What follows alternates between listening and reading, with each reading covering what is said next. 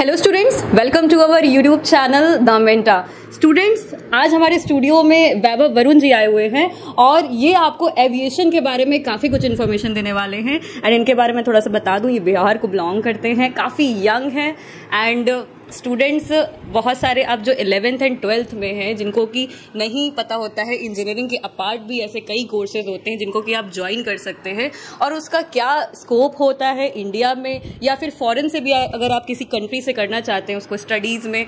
सो ये सारी इन्फॉर्मेशन आज हम वैभव वरुण जी के साथ डिस्कस करेंगे, शेयर करेंगे और वो अपने एक्सपीरियंसेस भी शेयर करेंगे एंड इनके कई सारे अचीवमेंट्स हैं जो इन्होंने हमारे इंडिया के लिए किए हैं। तो ये सब चीज़ें आज हम वैभव वरुण जी से ही जानेंगे। तो आप ये बताएंगे हमारे स्टूडेंट्स को पहले तो अपना थोड़ा सा अचीवमेंट्स के बारे में एंड आप थोड़ा सा अपनी एजुकेशन डिटेल्स भी थोड़ी सी शेयर कीजिए हमारे स्टूडेंट्स के साथ। पहले तो thank you so much for inviting me to the Menta. It's privilege to be here. और जैसा कि मैम ने बताया, मैं दरभंगा बिहार से बिलोंग करता हूँ, बहुत ही छोटे गांव सुंदरपुर से। और मेरी जर्नी कुछ बिहार से होते हुए यूपी से मध्य प्रदेश से चेन्नई से मॉस्को। और पेशे से मैं एरोनॉटिकल इंजीनियर हूँ। मेरी खुद की एक कंपनी है एवियाकुल एविएशन एकेडमी, जहाँ पे हम pilot training and other aviation related trainings offer करते हैं। सो एक ये छोटा सा ब्रीफ है। इसके अलावा मुझे किताबें लिखना बहुत पसंद है, पढ़ाना बहुत पसंद है। Written 3 books. तो एक छोटा सा ब्रीफ। हाँ, जो आपकी 3 बुक्स हैं वैभव, जैसे कि मैंने आपकी बुक देखी आई एम द यूनिवर्स, मुझे अच्छी लगी, मैंने उसको देखा। आप अमेजोन से भी उसको डाउनलोड कर सकते हैं, उसका ई बुक भी अवेलेबल है उसमें। सो इसमें आपने क्या क्या इसमें फीलिंग्स आपने सारी शेयर की है, क्या सारी चीज़ें थोड़ा बताइए। तो बुक्स के बारे में बहुत कुछ जानना चाहते हैं, बिल्कुल। मैं इसको अच्छा, ओके। तो बेसिक आइडिया है कि जब मैं क्लास 12th पढ़ के निकला था, तो एक होता है ना कि आपके पास क्लास 12th का सर्टिफिकेट है, लेकिन क्या आपको सब कुछ आता है 12th क्लास तक?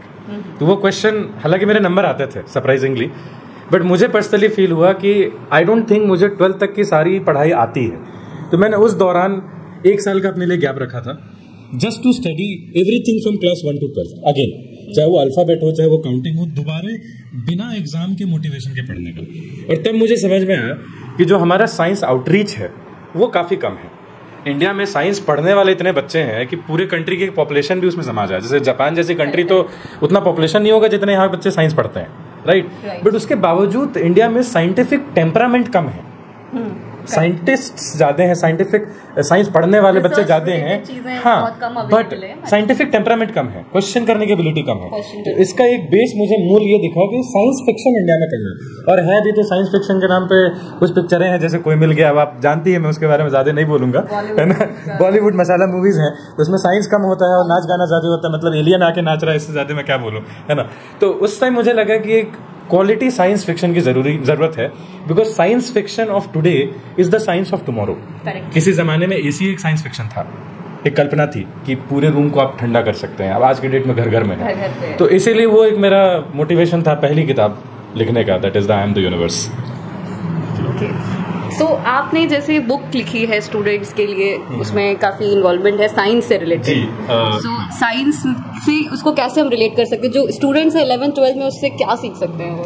तो जैसे कि जो पहली मेरी किताब है, आपने जैसे बोला आई एम द यूनिवर्स, तो एक जनरल किताब है। उसमें मैं ये नहीं कहूंगा कि साइंस के बच्चों के लिए है, इट इज अ नॉवेल, और नॉवेल इन जनरल किसी भी लिटरेचर वाले व्यक्ति के लिए होता है। जो मेरी तीसरी किताब है, that is the calculus experience, वो स्ट्रिक्टली साइंस के बच्चों के लिए है। ज़्यादातर अगर मैं थोड़ा एम्फसाइज करूँ तो 11th 12th के बच्चों के लिए है, हालांकि 9th 10th के भी पढ़ सकते हैं।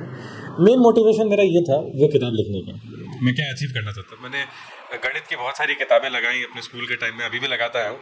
कहीं ना कहीं मुझे ऐसा लगता है कि गणित के जो लेखक हैं वो गणित कम पढ़ाते हैं और ये ज़्यादा प्रूफ करना चाहते हैं कि हमें गणित आता है। उससे बच्चा रिलेट नहीं कर पाता, राइट? बच्चा तो जानता है ना कि आपको गणित आता है, तभी तो आप मास्टर हो, करेक्ट? तो मुझे बच्चे के लेवल पे उतरना था, क्योंकि मैथ्स मेरे लिए भी, कोई भी व्यक्ति अगर आपको ये बोल दे कि मैथ्स आसान सब्जेक्ट है तो वो झूठ बोल रहा है, क्योंकि मैथ्स अपने आप में डिफिकल्ट सब्जेक्ट है, इस बात को हम डिनाई नहीं कर सकते। लेकिन उसके बावजूद इंटरेस्ट क्रिएट करना कि इस सब्जेक्ट की अपनी एक फिलॉसफी है, अपनी एक हिस्ट्री है और एक अपना मजा है। अगर बच्चे को वो करने में मजा आ रहा है ना, तो मैथ्स तो वो अपने आप पढ़ लेगा।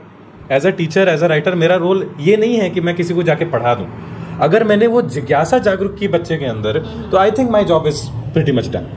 वैभव, ये एविया कुल के बारे में थोड़ा बताइए, कब आपको ये आइडिया आया और इसको आपने कैसे स्टूडेंट तक पहुंचाया? तो बेसिकली एविया कुल जो शब्द है वो हमने दो शब्दों को जोड़ के बनाया है। एक तो एविएशन, दूसरा गुरुकुल, और उसे बनता है एविया कुल। और आइडिया ये था कि इंडिया में जो एविएशन इंडस्ट्री है, बहुत सारे उसके पार्ट्स हैं, शायद आगे हम अपने डिस्कशन में उस टॉपिक को लेंगे। कई लोग एकदम एविएशन का नाम सुनते ही मन में पायलट आता है, केबिन क्रू आता है, बट इसके और भी सेवरल पार्ट्स हैं। लेकिन ये सारे पार्ट्स इंडिया में आइसोलेशन में एग्जिस्ट करते हैं, उसका एक इकोसिस्टम हम क्रिएट नहीं कर पाए हैं। जैसे ऐसी कोई जगह, जैसे कि आप स्कूल में जाते हैं तो एक ही स्कूल में फिजिक्स पढ़ाई होती है, एक ही स्कूल में केमिस्ट्री पढ़ाते हैं। ऐसा तो नहीं होता कि केमिस्ट्री के लिए मैं दूसरा स्कूल जा रहा हूँ और फिजिक्स के लिए मैं दूसरा स्कूल जा रहा हूँ। लर्निंग सेंटर हमेशा एक इकोसिस्टम से क्रिएट होता है। That is why it's school. School और ट्यूशन में यही तो अंतर है। ट्यूशन में इकोसिस्टम नहीं मिलेगा, स्कूल में इकोसिस्टम मिलता है कि आप खेल भी वहीं रहे हैं, गा भी वहीं रहे हैं, नाच भी वहीं रहे हैं, पोइट्री भी वहीं कर रहे हैं, ड्रामा भी वहीं कर रहे हैं और साइंस भी वहीं पढ़ रहे हैं। इस टाइप का इकोसिस्टम मुझे ग्रास रूट लेवल से लेके इंडस्ट्री लेवल तक और ब्यूरोक्रेटिक लेवल तक नहीं मिला था। तो कहीं ना कहीं ये एक मेरा बड़ा गोल है कि इंडिया में वो एविएशन इकोसिस्टम स्थापित किया जाए 3 चीज़ों के द्वारा। पहला, ट्रेनिंग, जो कि हमारा एक मेन डिपार्टमेंट है। Training of pilots, training of cabin crew, training of ground staff, training of several other activities, AME, aircraft maintenance engineers. That's the first branch. Second is outreach. जब मैं आउटरीच की बात करता हूँ तो आउटरीच में हम दोनों स्पेक्ट्रम पे काम करते हैं। इनफैक्ट लास्ट ईयर ही जो हमने एक आउटरीच प्रोग्राम यही नानकारी गांव में किया था, बच्चों के लिए किया था, गांव के बच्चों के लिए 4 दिन का वर्कशॉप था, फ्री ऑफ कॉस्ट। और उसमें हमने बच्चों को RC, रिमोट कंट्रोल्ड एयरक्राफ्ट बनाना सिखाया था। और कोविड की वजह से चूंकि उस दौरान सेकेंड वेव आने वाली थी तो हमने वर्मा सर के आश्रम में ही किया था, HC वर्मा सर के आश्रम शिक्षा सोपान में। तो हमें सिर्फ 20 बच्चों की परमिशन मिली थी, हालांकि हमारा रजिस्ट्रेशन 200 प्लस था। बट ताजुब की बात यह थी कि लास्ट दिन जब उड़ा तो पूरा गांव अपने छत पे था।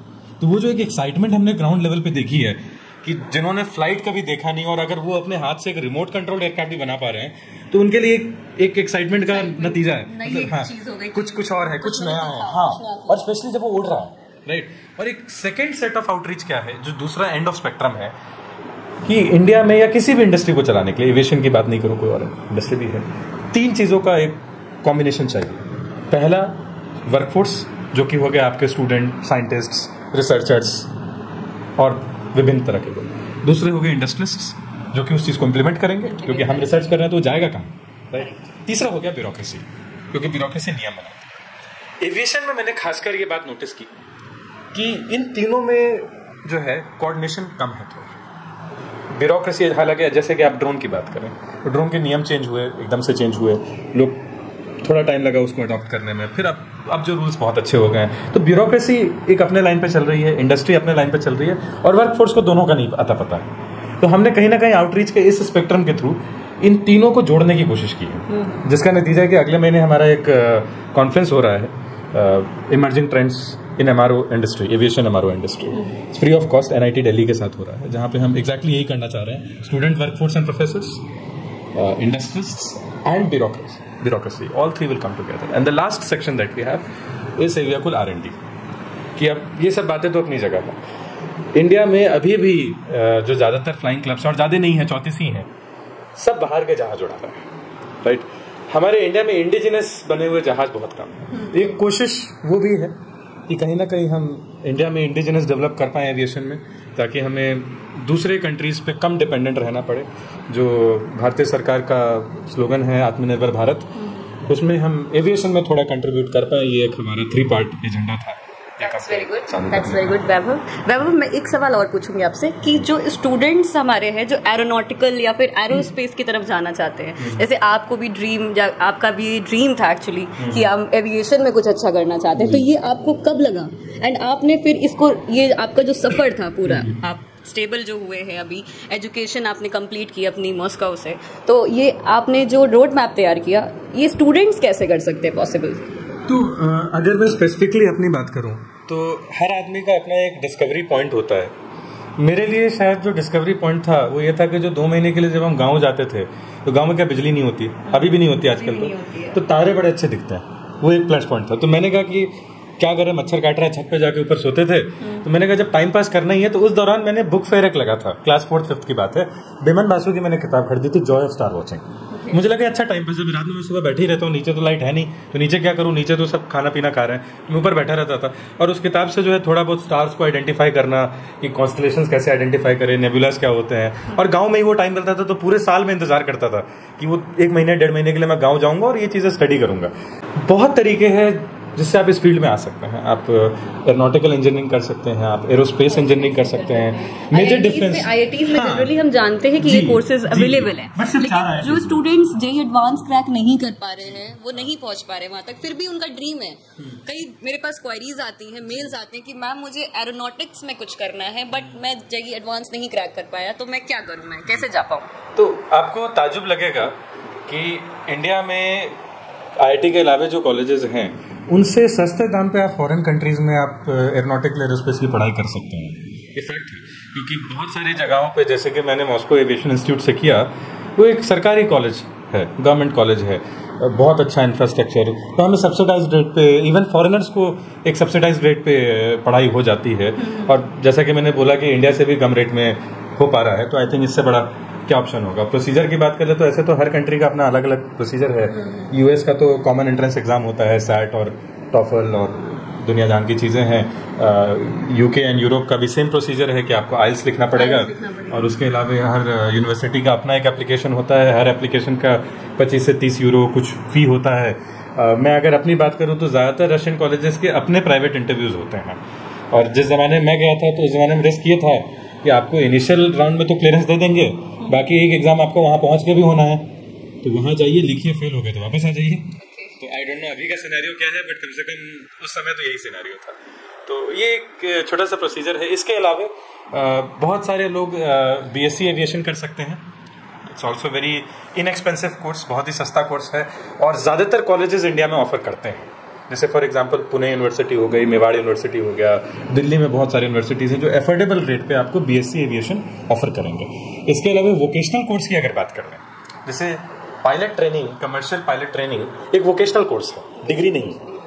इसी तरह एक वोकेशनल कोर्स है एएमई, एयरक्राफ्ट मेंटेनेंस इंजीनियरिंग। इस कोर्स को करके आप हमेशा जहाज के नज़दीक रहेंगे, है ना। दूसरा, जिनका कहिए कि टेक्निकलिटी में उतना मन नहीं लगता है, तो ग्राउंड हैंडलिंग, क्योंकि एक प्लेन लैंड करने से लेके दोबारा टेक ऑफ करने तक कितने चेक्स एंड रन्स होते हैं, ये हमें एज अ पैसेंजर नहीं पता है। हम तो चढ़ जाते हैं और उतर जाते हैं।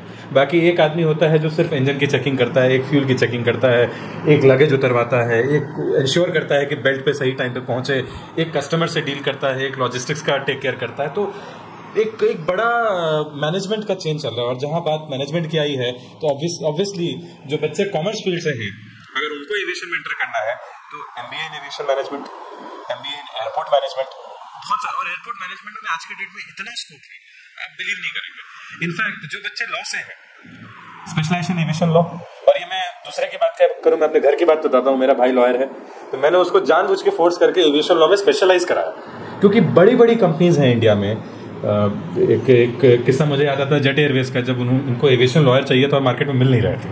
तो ऐसा भी क्राइसिस आता है, क्योंकि एविएशन और लीगैलिटी को समझने वाले बहुत कम लोग हैं मार्केट में।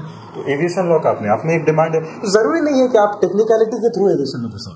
जैसे मैंने बताया, आप एविएशन लॉ कीजिए, एमबीए, बहुत सारे वेज हैं, बहुत सारे वेज हैं। तो ये सारे जो वेज हैं, स्कोप्स हैं, इसको अंडरस्टैंड बच्चे नहीं कर पाते। जैसे आप बिहार को बिलोंग करते हैं, भाई बिहार से बहुत सारे स्टूडेंट्स हैं हमारे चैनल पे जो हमें देखते हैं, फॉलो करते हैं, पसंद करते हैं, और वो अभी आपको भी देखेंगे। तो ये रोड मैप जो आप बता रहे इतनी सारी, हाँ मुझे भी इतनी सारी चीज़ें नहीं इसके बारे में पता है, टेक्निकलिटीज़ जितना मुझे इन्फॉर्मेशन है मैं बच्चों तक डिलीवर करती हूँ, बट आप उसको कुछ अलग वे में बताना चाह रहे हैं कि इतने सारे स्कोप्स हैं, इतने सारे उसके प्रोफेशनल कोर्सेज हैं, डिग्रीज हैं। तो इसको हम अगर देखना चाहे बच्चे, तो ये कहाँ पे इसको फाइंड आउट कर सकते हैं? लाइक एविया कुल में अगर बच्चा कोई कोर्स करता है या फिर ज्वाइन भी करता है या फिर ऐसे किसी और अदर इंस्टीट्यूट पे भी देखता है, so how you get to know about these कि क्या है ये सब? तो ma'am exactly that brings back to my initial point कि जैसा मैंने कहा, इकोसिस्टम की कमी है। तो रियली में अगर आप होलसम इंफॉर्मेशन चाहते हैं, वो थोड़ा मुश्किल है even for us to find out.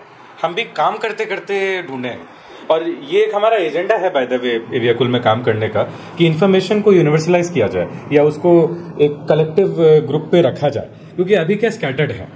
Websites पे बहुत ज़्यादा इन्फॉर्मेशन नहीं है, क्योंकि हर वेबसाइट एक दूसरे की कॉपी पेस्ट है। चाहे आप कोई भी एविएशन इंस्टीट्यूट ले लीजिए, मैं अपनी बात नहीं करूँ, मैं सबकी बात करता हूँ। और व्हाट्सएप ग्रुप्स हैं, फेसबुक ग्रुप्स हैं, तो वो भी मेरा पहला पॉइंट ये था कि आइसोलेटेड है, केबिन क्रू के अलग हैं, इसके अलग है, उसके, तो इसमें थोड़ी R&D तो बढ़ जाती है, ये बात को एक्सेप्ट करना पड़ेगा। हालांकि आपको अगर 1 पॉइंट इन्फॉर्मेशन चाहिए तो आप DGCA को फॉलो कीजिए एविएशन के अंदर, किसी कंपनी को मत फॉलो कीजिए। DGCA is directorate general of civil aviation, simple सी बात है, सरकारी विभाग जो पूरे एविएशन के एक्टिविटीज़ को कंट्रोल करता है इंडिया में। DGCA, airport authority, ministry of civil aviation, इनके बहुत सारे सर्कुलर्स हैं। हम उसको टेक्निकल टर्म्स में कार बोलते हैं, सिविल एविएशन रिक्वायरमेंट। तो कभी आप गूगल कीजिएगा सिविल एविएशन रिक्वायरमेंट, और उसमें आपको एविएशन से रिलेटेड जितनी चीज़ें हो सकती हैं, डिज़ाइन हो, केबिन क्रू हो, चाहे आपका पायलट का कोर्स हो, चाहे कुछ भी हो, उसकी डिटेल्स, नॉट ओनली डिटेल्स, कोई इंस्टीट्यूट कितना सच है और कितना झूठा है, उसके क्राइटेरियाज क्या है, ये पैरामीटर भी लिखे रहेंगे, और ये सब सरकारी डॉक्यूमेंट है। तो मैं तो कहूँगा कि आप किसी को फॉलो मत कीजिए, DGCA को फॉलो कीजिए, they are the ones drafting the rules, और आपके लिए सबसे अच्छा source of information as of today वही है। आप अपने कुछ एक्सपीरियंसेस भी शेयर करना चाहेंगे, लाइक मॉस्को में आपने स्टडी जो की है, अपनी एजुकेशन के बारे में कुछ बताइए। तो एक आध दो किस्सा तो मुझे जैसे मार्किंग सिस्टम का याद आता है कि वहाँ पे 1 to 5 का एक स्केल होता है। 5 means excellent, 4 means good, 3 means pass, 1 means fail, और 2 जो है एक ट्रांजिशन जोन होता है पास और फेल का। कई बच्चे हमारे इंडिया से आते थे एज एक्सचेंज स्टूडेंट 6 महीने के लिए, तो उनके और हमारे में मैं इंटेलिजेंस या हार्ड वर्क की बात नहीं करूंगा, मैं टेम्परामेंट की बात करता हूँ कि टेम्परामेंट में फ़र्क था। हम लोग बड़े रिलैक्स मूड में रहते थे, और उन लोगों का जैसे एकदम भागम भागी लगा रहता था कि लास्ट में एग्ज़ाम क्लियर करना है और एक नंबर लाना है, जबकि हमारे यहाँ का सिस्टम क्लियर था। अगर आप डेली क्लास अटेंड कर रहे हैं तो हर क्लास के एंड में एक छोटा सा एग्ज़ाम होता है। अगर आप वो एग्ज़ाम क्लियर कर पा रहे हैं तो फाइनल एग्ज़ाम की ज़रूरत ही नहीं है। तो हमारा फोकस डे टू डे की छोटी छोटी एक्टिविटीज पे होता था, and that is what I like the most about education system over there. और आप कुछ नॉर्दर्न लाइट्स के बारे में बताइए कि आपका एक्सपीरियंस कैसा रहा वहाँ के? बहुत ही इंटरेस्टिंग एक्सपीरियंस था ये। हालांकि ये सवाल मॉडर्न डे में भी बहुत फनी है। Reason I am telling you is 2 देश अभी युद्ध पे चल रहे हैं, रशिया और यूक्रेन। मैं 12 लोगों के साथ गया था, 6-7 लोग रशियन और 6-7 लोग यूक्रेनियन जिसमें से मैं अकेला इंडियन। और इनफैक्ट उस छोर तक जाने वाले हम लोग नॉर्थ पोल के बाउंड्री पे गए थे, और रशिया का एक रीजन है मुर्मंस्क, उसके आगे एक गांव है तेरेबेरिका, जहाँ पे टेम्परेचर जो है समझिए -45 -50 तक चला जाता था। तो उस टेम्परेचर पे हमने सरवाइव करके वी हैव डन 1 ट्रिप। और आइडिया था कि जैसा कि आप यहाँ देख पा रहे हैं, आइडिया वॉज कि जाएं, उस हार्श एनवायरनमेंट में रहें, जो खाने को मिले खाएं, जैसा रहने को मिले रहे, बिकॉज आप किसी सिटी में नहीं जा रहे हो, कोई लग्जूरियस डेस्टिनेशन पे नहीं जा रहे हो। दीज आर हार्ड कंडीशंस, ठीक है, -45 -50, आपने ग्लव निकाला तो हाँ, यस, नॉट ओनली दैट, अगर आपने अपना ग्लव्स निकाला तो फ्रॉस्ट बाइट हो जाएगा और आपकी उंगली कब टूट जाएगी आपको पता भी नहीं चलेगा। तो you have to be cautious every second, okay. और वाइल्ड एनिमल्स, क्योंकि वो कंट्रोल्ड एरिया नहीं है, तो wild dogs, wild foxes, but all of this just to see this. और आई थिंक 7वें या 6वें दिन जब हम फाइनली देखे तो I guess it was pretty much worth it. इतने डिफरेंट कंट्रीज के लोग, and I was the only brown guy there, सब वाइट लोग थे वहाँ पे। सोच भी नहीं सकती कि मैं यहाँ पे ऐसी प्लेस में जाऊँ कभी। हाँ, तो जनरली वो नॉर्थ, जितना आप नॉर्थ जाते जाएंगे उन कंट्रीज में ज्यादा दिखता है, जैसे स्वीडन हो गया, नॉर्वे हो गया, रशिया हो गया, तो इस टाइप के कंट्रीज में आपको ज्यादा दिखेगा। तो ये आपने इतनी कम एज में इतना सब कुछ अचीव किया है, आपने बुक भी लिख ली, आपने इतने एडवेंचर भी कर लिए, आपने एक ब्रिज भी बना दिया स्टूडेंट्स का एविएशन पे जाने के लिए। सो इतना सब कुछ आपने कर लिया, अब आगे के आपके प्लान्स क्या हैं? जी, आई बिलीव कि आज से अगर 7-8 साल पहले आप मुझे पूछती कि आपको बुक लिखना है क्या, तो मैं शायद मना कर देता, क्योंकि मुझे पता है बुक लिखना डिफिकल्ट काम है। आज भी मैंने कैलकुलस एक्सपीरियंस की वॉल्यूम 1 लिखी है, वॉल्यूम 2 में 1.5 साल से लिख ही रहा हूँ, राइट। तो I have never planned it, मेरा एजेंडा होता है। प्लान और एजेंडा में अंतर है। एजेंडा ये होता है कि मेरे काम से सोसाइटी को कुछ गिव बैक मिलना चाहिए, राइट। नॉट दैट कि ऐसा करके आप कोई बहुत अच्छे आदमी बन जा रहे हैं, ये आपकी बेसिक ड्यूटी है। दूसरा कि if there is one thing that has played a big role in my life, it is understanding the beauty of science and maths, right. अगर मैं वो ब्यूटी दूसरे को कन्वे कर पा रहा हूँ, दूसरे बच्चों को या इवन दूसरे टीचर्स को कन्वे कर पा रहा हूँ, आई think my agenda is satisfied. उसका प्लान समय के हिसाब से बदलता रहता है, क्योंकि देखिए आज की सिचुएशन कुछ और है, 1 साल बाद कुछ और हो जाएगी, एजुकेशन पॉलिसी चेंज हो जाती है, सरकारें बदलती है, वर्ल्ड ऑर्डर चेंज हो जाता है, कोविड जैसे आ गया। तो कोविड ने हमें एक चीज़ तो सिखाई कि किसी का प्लान काम नहीं है ठीक है। तो मैं अब और फैमिली इस बात में बिलीव करता हूँ कि एजेंडा रखिए, प्लान अपने आप बनता जाएगा। एजेंडा क्लियर होना चाहिए कि हमें करना क्या है। हालांकि लोगों का उल्टा होता है, लोग प्लान बहुत बनाते हैं, टाइम टेबल बहुत बनाते हैं, लेकिन एजेंडा नहीं बनाते, राइट। तो दैट इज माई थिंग कि स्टूडेंट्स को कुछ एडवाइस कीजिए अपनी स्टडी के लिए, जैसे जेईई के एस्पिरेंट्स हैं, नीट के एस्पिरेंट्स हैं, कंपटीशन है। अब कुछ बच्चे डिमोटिवेट, सब तो आईटी में नहीं जाते, उनके सीधी सी बात है, बट जो भी वो करना चाहते हैं अपनी लाइफ में, अचीव करना चाहते हैं, या फिर उनका जैसे कि आपने कहा एजेंडा होना चाहिए, तो कैसे वो अपने इतनी छोटी सी अपनी एज में इतने एजेंडाज को लेके चले कि भाई मुझे अभी फिलहाल क्या करना है। तो देखिए, एक बात तो ज़रूर मैं कहूँगा कि अभी के जो जनरेशन के बच्चे हैं, हम और आप उनके लिए ऑलरेडी बुढ़े हो गए हैं, ये फैक्ट है। We say that because generation gap इतना ज़्यादा बढ़ गया है। हमारे पास थोड़े कम डिस्ट्रैक्शंस थे, इन लोग के पास डिस्ट्रैक्शन है और समय कम है। तो मैं कहता हूँ आज की डेट में सबसे बड़ा स्ट्रगल तो है अपनी सोशल लाइफ और एकेडमिक लाइफ को बैलेंस करने में, बिकॉज दोनों ज़रूरी हैं। मैं ये नहीं कहूँगा कि आप फेसबुक और इंस्टाग्राम छोड़ के बैठ जाइए और बिल्कुल मत चलाइए, बट एकेडमिक लाइफ की अगर बात करें, सबसे बड़ी बात है कि गोल सेट करने से पहले, जैसे मैंने एजेंडा की बात की, आप गोल सेट कीजिए, रियलिस्टिक गोल सेट कीजिए, बट उससे पहले सबसे पहले अपने आप से, जो मैं एक इंसिडेंस आपसे शेयर कर रहा था कि क्लास 12 के बाद मैंने 1 साल गैप लिया, कुछ नहीं किया, कोई कोचिंग, कोई ट्यूशन, कोई कॉलेज, कुछ नहीं, सिर्फ अपने आप को ये तसल्ली देने के लिए कि क्लास 1 से 12वीं तक जो पढ़ा है वो रियली में पढ़ा है कि नहीं पढ़ा है। तो if you have these moments of truth in your academic life, I think you will be very successful. तो आपको ये मोमेंट ढूंढने की कोशिश करनी चाहिए जहाँ पे आप अपने आप को क्वेश्चन करें। सबसे बड़ी बात, अगर आप डिप्रेस भी हैं तो आप कहीं ना कहीं उसका कारण पता लगाएं कि क्यों ये हो रहा है, और अगर मुझे ये नहीं पसंद है तो आपको क्या पसंद है वो पता कीजिए, उसमें भी कोई बुराई नहीं है। So I think it is this moments of truth. As long as you question yourself, question what you are studying, क्या आप पढ़ रहे हैं, क्यों आप पढ़ रहे हैं, और कितना आप उसके लिए स्ट्रगल करने को तैयार हैं। बिकॉज कोई भी टीचर जो आपसे बोलता है कि मन लगा के पढ़ोगे तो ये आसान हो जाएगा, वो गलत बोलता है। स्ट्रगल लाइफ लॉन्ग रहेगा। मैं आपसे झूठ नहीं बोलना चाहता कि 10th के बाद लाइफ आसान हो जाएगी और 12th के बाद आसान हो जाएगी और कॉलेज के बाद आसान हो जाएगी। हर स्टेप पे और डिफिकल्ट होती जाएगी। हमारे पास करेज होना चाहिए उसको फेस करने का। That is all I would say. और अगर आप एविएशन में जाना चाहते हैं तो मैं आपको वीडियो के डिस्क्रिप्शन में लिंक शेयर कर दूंगी एविएशन से रिगार्डिंग, आप उसमें काफ़ी डिटेल्स देख सकते हैं। एंड अगर आप कुछ वैभव से पूछना चाहते हैं डायरेक्टली, आप हमें मेल कर सकते हैं thementorforyou@gmail.com में। एंड आप वैभव की मेल आईडी भी मैं आपको शेयर कर दूंगी डिस्क्रिप्शन में, आप उनसे डायरेक्टली कॉन्टैक्ट कर सकते हैं और उनसे आप जुड़ सकते हैं। उनके इंस्टाग्राम एंड फेसबुक पे भी फॉलो कर सकते हैं उनको आप। वैभव, एरोस्पेस से जैसे कि आपने अभी स्टडी पूरी अपनी कंप्लीट की है, तो स्टूडेंट्स जो जानना चाहते हैं कि एरोस्पेस में क्या क्या हमें पढ़ना होता है, क्या हम प्रैक्टिकल्स करते हैं, क्या क्या सीखेंगे उसमें, सो उसके बारे में थोड़ा सा हमें बताइए। बिल्कुल, तो मैं ये आंसर आपका not only for science students, for non science students also दूंगा। राइट, एरोस्पेस और एरोनॉटिकल में बहुत सिंपल सा फर्क है।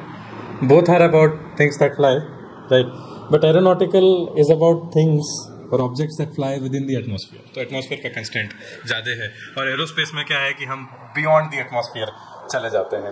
तो सब्जेक्ट्स में यहाँ एक डिफरेंस आ जाता है कि यहाँ पे हमारे लिए एटमॉस्फेयर को स्टडी करना एरोनॉटिक्स में बहुत इंपॉर्टेंट है, एटमॉस्फेयर को मॉडल करना। तो फ्लूइड मैकेनिक्स अपने आप पिक्चर में आ जाता है।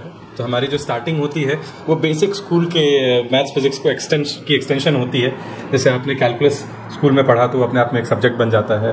वो आगे जाके मल्टीवेरिएबल कैलकुलस, फिर differential equations, differential graphs and what not, theoretical mechanics अपने आप में एक सब्जेक्ट बन जाता है। फिर उसके बाद मशीन्स के बारे में theory of mechanics, stresses, strains, उसके बाद फ्लूइड मैकेनिक्स, एरोडायनेमिक्स, ये अपना अपना एरोनॉटिक्स का एक पूरा भाग है।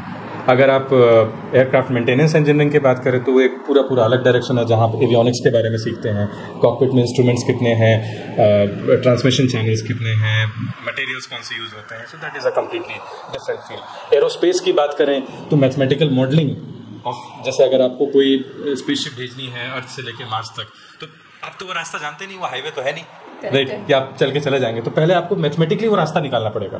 तो यहाँ पे मैथमेटिकल मॉडलिंग का इंपॉर्टेंस अपने आप में बढ़ जाता है। तो नेचुरली कुछ बच्चे बाय डिफ़ॉल्ट मैथ्स में अच्छे होते हैं और कुछ बच्चे होते हैं जो मैथमेटिकल मॉडलिंग सॉफ्टवेयर्स का यूज़ करते हैं। यहाँ पे सबका अपना अपना स्किल आ जाता है, उसमें बाइफर्केशन हो जाते हैं। कुछ बच्चे होते हैं जो कि मटेरियल्स में ज़्यादा इंटरेस्टेड होते हैं। सो ऐसा नहीं है कि आप केमिस्ट्री वाले हैं तो आप इसमें पीछे हो जाएंगे या मैथ्स फिजिक्स वाले आगे जा पाएंगे, नथिंग लाइक दैट। केमिस्ट्री वाले जिनको मटेरियल्स का नॉलेज है, they are the most critical factor when we design a spaceship और एयरक्राफ्ट, राइट। तो वो मटेरियल्स वाले अपना एक पाथ चुन लेते हैं आगे जाके पीएचडी में। जो एरोडायनेमिक्स वाले हैं वो डिज़ाइन का स्ट्रीम चुन लेते हैं। जो मैथमेटिकल मॉडलिंग वाले हैं जिनका मैथ्स में ज़्यादा मन लगता है वो एक कम्प्लीटली डिफरेंट लाइन चुन लेते हैं। सो बाइफर्केशंस जो हैं इसके बहुत ही वेरिड हैं, और specially for the people who want to go into R&D, जो प्रैक्टिकल उसमें आना चाहते हैं वो भी जा सकते हैं। So mini bifurcations. इसी का एक भाग अगर आप इमेजिन करें नॉन साइंस स्टूडेंट्स के लिए, अक्सर सवाल उठता है कि भाई एरोस्पेस एरोनॉटिक्स में नॉन साइंस वालों का क्या काम। बट मैं आपको एक बात बताऊं, मैंने लाइफ के सम ऑफ द बेस्ट एविएटर्स जो हैं वो नॉन साइंस वाले देखे हैं। क्यों देखे हैं? एक हमारा टॉपिक होता है हॉबी फ्लाइंग, राइट, और अपने आप में टेक्निकल चीज़ है जहाँ पे आप अलग अलग डिज़ाइन से एक्सपेरिमेंट करते हैं, ड्रोन्स बनाते हैं, रिमोट कंट्रोल्ड एयरक्राफ्ट्स बनाते हैं और उनको हवा में उड़ाते हैं। और उसमें आप डबल विंग डाल सकते हैं, ट्रायंगुलर विंग डाल सकते हैं, ट्रेपेजॉइडल विंग्स डाल सकते हैं, कुछ भी कर सकते हैं। And many of these guys were not from science background. उन्होंने उसको आर्ट की तरह समझ के, बेसिल का वुड लेके उसको शार्प करके उसका विंग बना के उसमें मोटर लगा के और फ्लाई किया है। So even they contribute to our knowledge of aerodynamics, right. So I think not only science but rather non-science students as well have a very good and full-fledged career in aviation in general. काफ़ी in depth information आपने दी है इसके बारे में। Students को बहुत doubt रहता है कि एरोस्पेस और एरोनॉटिकल दोनों सेम लगता है बच्चों को, तो ये डिफरेंस काफ़ी बड़ा डिफरेंस है बच्चों। तो आप कभी भी ब्रांच अगर ऑप्ट कर रहे हैं स्पेसिफिकली, तो ये आपको जो डिफरेंस है वो थोड़ा सा पता होना चाहिए। तो वैभव ने आपको काफ़ी डीप में बताया है और भी इन डेप्थ में ये आपको इन्फॉर्मेशन देंगे। And till then keep on watching and please like this video and subscribe this channel, and thanks for watching us.